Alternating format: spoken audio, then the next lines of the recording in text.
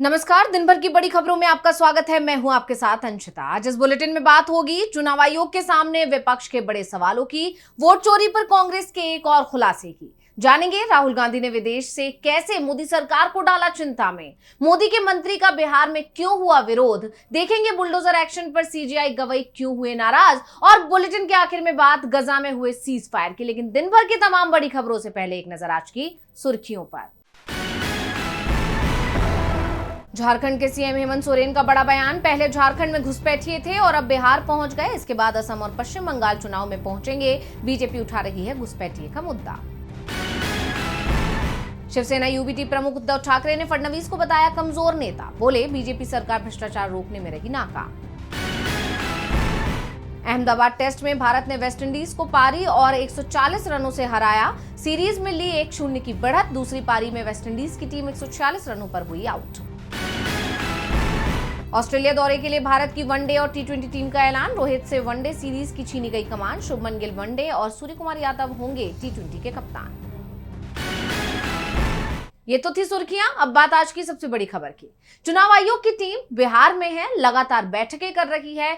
कुछ ही घंटों के बाद चुनाव का ऐलान हो जाएगा। चुनाव आयोग की पूरी टीम ने पटना में विपक्षी दलों के नेताओं के साथ भी बैठक की और बैठक में विपक्ष के नेताओं ने वोटर लिस्ट से लेकर वोटिंग के पैटर्न तक पर सवाल किए। तो वहीं बीजेपी और जेडीयू भी आपस में भिड़ते दिखाई दिए। देखिए रिपोर्ट। मुख्य चुनाव आयुक्त ज्ञानेश कुमार और दोनों चुनाव आयुक्त इस समय बिहार दौरे पर हैं। पटना में उन्होंने सियासी दलों के साथ बैठक की। इस बैठक में वोटर लिस्ट से लेकर वोटिंग के आखिरी समय में अचानक वोटिंग प्रतिशत बढ़ने पर सवाल किए गए।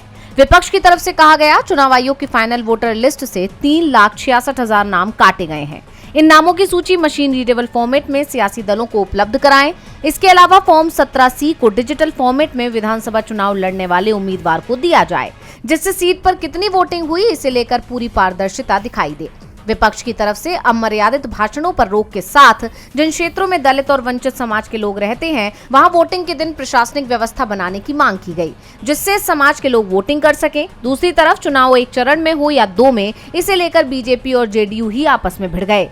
एक तरफ बीजेपी 2 चरणों में वोटिंग की डिमांड कर रही है तो जेडीयू ने इसका विरोध करते हुए 1 चरण में वोटिंग कराने की मांग की। फिलहाल चुनाव आयोग मुश्किल में दिखाई दे रहा है, लेकिन एक बात तय मानी जा रही है कि फैसला वो ही हो सकता है जो बीजेपी के नेता चाहते हैं। अब इंतजार चुनाव की तारीखों का है।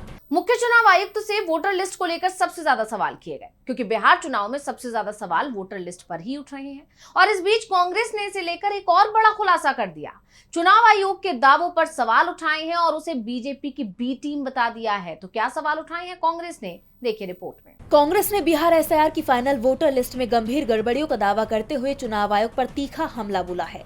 पार्टी महासचिव और प्रवक्ता जयराम रमेश ने आरोप लगाया कि आयोग बीजेपी की बी टीम के रूप में काम कर रहा है और एसआईआर की पूरी प्रक्रिया का मकसद बीजेपी और उसके मित्र दलों को राजनीतिक लाभ पहुंचाना है। उन्होंने लिखा कि चुनाव आयोग ने एसआईआर का पूरा खेल ही भाजपा के इशारे पर रचा है। अंतिम एसआईआर में निर्वाचन आयोग के सुधार के दावे भी गलत साबित हो रही हैं। बिहार के सभी इलाकों से ऐसी खबरें आ रही हैं कि जो इस बात की पुष्टि करती हैं कि पूरी प्रक्रिया का मकसद भाजपा व उसके मित्र दलों को राजनीतिक लाभ पहुंचाना है। जयराम रमेश ने मुख्य चुनाव आयुक्त से सवाल किया कि क्या ज्ञानेश कुमार इसका जवाब देंगे कि एक घर में 247 वोटर कैसे पाए गए और एक व्यक्ति का नाम एक ही बूथ पर 3-3 जगह क्यों है। उन्होंने ये भी चिंता जताई कि कुछ विधानसभा क्षेत्रों में वोटरों के नाम कटने की संख्या पिछले चुनावों में जीत के अंतर से अधिक है। तो साथ ही ये भी कहा कि निर्वाचन आयोग को सत्ताधारी दल की कठपुतली की तरह नहीं दिखना चाहिए। उन्होंने आगे लिखा है कि वर्तमान चुनाव आयोग की लचर कार्य प्रणाली और राजनीतिक झुकाव वाली नीतियों से भारत के लोकतंत्र और हमारी अंतर्राष्ट्रीय छवि पर प्रतिकूल प्रभाव पड़ रहा है। हम एक बार फिर दोहरा रहे हैं कि चुनाव आयोग को जल्दबाजी में बीजेपी को मदद करने के लिए शुरू की गई एसआईआर प्रक्रिया को पूरा करने की बजाय निष्पक्ष रूप से काम करना चाहिए। यानी देखा जाए तो कांग्रेस ने बिहार चुनाव के ऐलान से पहले एक बार फिर चुनाव आयोग और बीजेपी पर मिलीभगत का आरोप लगा दिया है, जिससे दोनों बुरी तरह से घिर गए हैं। कहीं 500 वोटर तो कहीं 247 वोटर। एक एक घर में जिस तरह से वोटर निकल रहे हैं उससे वोटर लिस्ट पर सवाल गहराते जा रहे हैं। तो सवाल मोदी सरकार को लेकर भी उठ रहे हैं। राहुल गांधी इस समय विदेश दौरे पर हैं। वो कोलंबिया से पेरू पहुंचे और एक बार फिर राहुल ने बड़ी बात कह दी। तो क्या कहा राहुल ने, देखिए ये रिपोर्ट। राहुल गांधी विदेश दौरे पर हैं, जहां से वो देश की जनता को कई संदेश दे रही हैं, जिससे बीजेपी बौखलाई हुई है, क्योंकि राहुल गांधी के बयान सुर्खियों में हैं, जिससे बीजेपी परेशान है। नेता विपक्ष राहुल गांधी ने चिली विश्वविद्यालय में छात्रों के साथ संवाद किया। कोलंबिया सीनेट के अध्यक्ष ने नेता विपक्ष राहुल गांधी से दोनों देशों के बीच संबंधों को मजबूत करने के विषय पर मुलाकात की। इसके अलावा पेरू गणराज्य के विदेश मामलों के आयोग की अध्यक्ष हाइडी जुआरेस और आयोग के सदस्यों ने राहुल गांधी का स्वागत किया। दोनों पक्षों के बीच राजनीतिक, व्यापारिक संबंधों और विशेष रूप से स्वास्थ्य जैसे विभिन्न मुद्दों पर विस्तृत चर्चा हुई। लेकिन राहुल गांधी छात्रों से मुलाकात कर जो संदेश दे रही हैं, उसकी चर्चा हर तरफ हो रही है। राहुल ने कोलंबिया में कुछ छात्रों से मुलाकात की, जिसका वीडियो काफी वायरल हो रहा है। वीडियो में राहुल गांधी पूछते दिखाई दे रहे हैं कि तो कला के जरिए हिंसा को दूर करने का विषय शहर में मौजूद है, जिस पर कोलंबियाई युवक बोलता है, हाँ ये है, ये हमारे अंदर है, हमारी संस्कृति के अंदर है। इसके बाद राहुल गांधी बोलते हैं कि मुझे ये काफी पसंद है। वीडियो में राहुल गांधी भी अपनी कला का प्रदर्शन करते नजर आते हैं। इस दौरान राहुल ने कहा कि कोमुना ट्रेसे से होकर गुजरना एक प्रेरणादायक अनुभव है, जो कभी हिंसा से भरा हुआ था, अब कला और संस्कृति की शक्ति से बदल गया है। ग्राफिटी चित्रों वाली दीवारों से लेकर टेराजा, आर्टे वर्डे जैसे संगीत स्थलों तक मेडेलिन दिखाता है कि कैसे आशा संघर्ष पर विजय प्राप्त कर सकती है।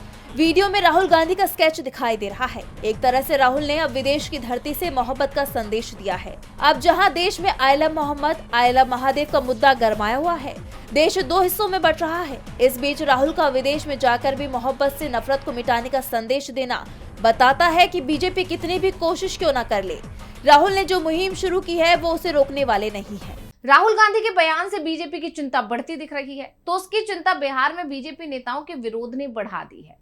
अब तक मोदी सरकार के मंत्रियों को भी विरोध का सामना करना पड़ा है और केंद्रीय मंत्री गिरिराज सिंह अपने ही संसदीय क्षेत्र में थे, लेकिन जनता के विरोध के चलते उन्हें उल्टे पांव दौड़ना पड़ा। देखेंगे रिपोर्ट। बिहार चुनाव से ठीक पहले एनडीए के मंत्रियों का विरोध लगातार बढ़ता जा रहा है। विपक्ष के बाद अब बीजेपी के कई मंत्री लोगों के निशाने पर आ गए हैं। केंद्रीय मंत्री गिरिराज सिंह एक अस्पताल का शिलान्यास करने पहुंचे, जहां उन्हें कुछ लोगों ने घेर लिया। करीब 10 मिनट तक बीजेपी विरोधी नारेबाजी हुई। इसके बाद केंद्रीय मंत्री गिरिराज सिंह अपने काफिले के साथ मौके से चले गए। बड़ी बात तो ये है कि ये घटना उन्हीं के संसदीय क्षेत्र बेगूसराय में हुई। दरअसल ये घटना बखरी अनुमंडल में अनुमंडल स्तरीय अस्पताल के शिलान्यास कार्यक्रम के दौरान हुई। केंद्रीय मंत्री के कार्यक्रम को चुनावी स्टंट करार दिया गया और आरोप लगाए गए कि इस योजना को केंद्रीय मंत्री गिरिराज सिंह अपने स्तर से हाईजैक कर क्रेडिट लेने की कोशिश कर रहे हैं। इसके बाद सवाल भी उठे कि चुनाव से पहले अस्पताल का शिलान्यास क्यों नहीं हुआ। जैसा कि आप जानते हैं कि ये कोई पहली बार नहीं है कि किसी बीजेपी नेता को उन्हीं के कार्यक्रम में घेरा गया हो। इससे पहले भी कई नेता मंत्री निशाने पर आ चुके हैं। अपने ही संसदीय क्षेत्र में गिरिराज सिंह की इस तरह किरकिरी होना उनके साथ साथ पूरे एनडीए के लिए अच्छे संकेत के रूप में नहीं देखा जा रहा। जानकारों का कहना है कि केंद्रीय मंत्री का अपने ही क्षेत्र में इस कदर विरोध होना कि उन्हें वापसी का रास्ता देखना पड़ा। इसका असर चुनाव में भी देखने को मिल सकता है। बिहार में जनता के गुस्से से बीजेपी परेशान है, तो सुप्रीम कोर्ट के मुख्य न्यायाधीश के बयान ने भी बीजेपी की चिंता बढ़ा दी है। सीजीआई मॉरिशस के दौरे पर थे, जहां उन्होंने बुलडोजर जस्टिस को लेकर बड़ा बयान दिया। सीजीआई के बयान को सीधे सीधे बीजेपी सरकार पर निशाना माना जा रहा है। तो क्या कुछ कहा सीजीआई ने, देखिए इस रिपोर्ट में। Chief justice of India BR Gavai ने बुलडोजर जस्टिस को लेकर काफी अहम बयान दिया है। मॉरिशस में आयोजित sir Morris Raoult memorial lecture 2025 नाम के एक कार्यक्रम में उन्होंने साफ कहा कि भारतीय न्याय व्यवस्था रूल ऑफ लॉ से चलती है और इसलिए इसमें बुलडोजर एक्शन के लिए कोई जगह नहीं है। सीजीआई गवई ने कहा कि सरकार एक साथ जज, जूरी और जल्लाद नहीं बन सकती। बुलडोजर शासन संविधान के अनुच्छेद 21 जीवन और व्यक्तिगत स्वतंत्रता के संरक्षण के अधिकार का उल्लंघन है। उन्होंने हाल ही में सुप्रीम कोर्ट के उस फैसले का भी जिक्र किया जिसमें यह साफ किया गया था कि किसी भी आरोपी के खिलाफ बुलडोजर चलाना कानून की प्रक्रिया के खिलाफ है। कोर्ट ने नवंबर 2024 में दिए गए इस फैसले में 15 गाइडलाइंस भी दी थी और कहा था कि 15 दिन के नोटिस के बिना निर्माण गिराया गया तो अधिकारी को अपने खर्च पर उसे दोबारा बनवाना पड़ेगा। सीजीआई गवई ने आगे कहा कि भारत में रूल ऑफ लॉ केवल नियमों का एक सेट नहीं है, बल्कि एक नैतिक और सामाजिक ढांचा है जो समानता, गरिमा और सुशासन सुनिश्चित करता है। सीजीआई का ये बयान ऐसे वक्त पर आया है जब यूपी की योगी सरकार में बुलडोजर जस्टिस शब्द काफी चलन में आया, जिसका इस्तेमाल कथित अपराधियों की संपत्तियों को गिराने के लिए किया जाता रहा है।